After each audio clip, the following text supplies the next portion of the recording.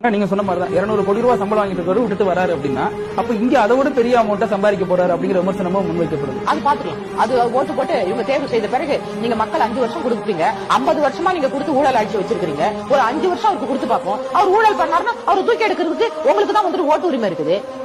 ஒரு நல்லவர் வராருன்னு சொல்லிட்டு அவர் சொல்றாரு. எல்லாருக்குமே இப்படியே 50 வருஷமா தேர்தல் அறிக்கை கொடுத்து அந்த தேர்தல் அறிக்கை நிறைவேற்றாத இந்த ஆட்சி திரும்ப திரும்ப வரணும்னு நம்ம போடும்போது யாரோ ஒரு புது மனுஷன் வராரு, அவருக்கு வந்துட்டு நம்ம ஓட்டு போட்டு பார்ப்போம். அவரும் தப்பு பண்ணா தூக்கி எறிஞ்சிடலாமே. 2 திராவிட கட்சிகளும் ஜெயிலுக்கு போன கட்சி. இப்ப இருக்கிறவரும் இப்ப இருக்கிற மந்திரியும் வருஷ கணக்கா ஜெயிலுக்கு போறாரு. எது சொத்து வந்துட்டு வருமானத்துக்கு மிஞ்சிய சொத்து சம்பாதிச்சதுல. அதே மாதிரி காங்கிரஸ்லயும் ப. சிதம்பரம் ஐயா ஜெயிலுக்கு போய் வராரு, சிறைச்சாலையும். உங்க தங்கச்சி சிறைச்சாலைக்கு போயிட்டு வராங்க. இப்படி முன்னாடி இருந்தவங்களும் சசிகலா அம்மா ஜெயலலிதா அம்மா செத்து போயிட்டாங்க, அக்யூஸ்டா தான் செத்தாங்க அவங்க. அப்ப எது வருமானத்துக்கு மிஞ்சிய சொத்து சம்பாதிச்சு யாருடைய சொத்து இவங்க படிச்சுக்கிட்டு சம்பாதிச்சாங்களா?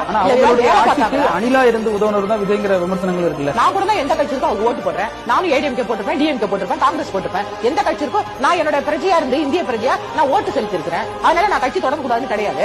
விஜய் கட்சி தொடங்குறாருன்னு சொன்னா அவரும் ஓட்டு தானே போட்டிருப்பாரு யாருக்கும் ஒருத்தவங்களுக்கு. அவங்க சரியில்லைன்னு தானே அவர் கட்சி தொடங்குறாரு.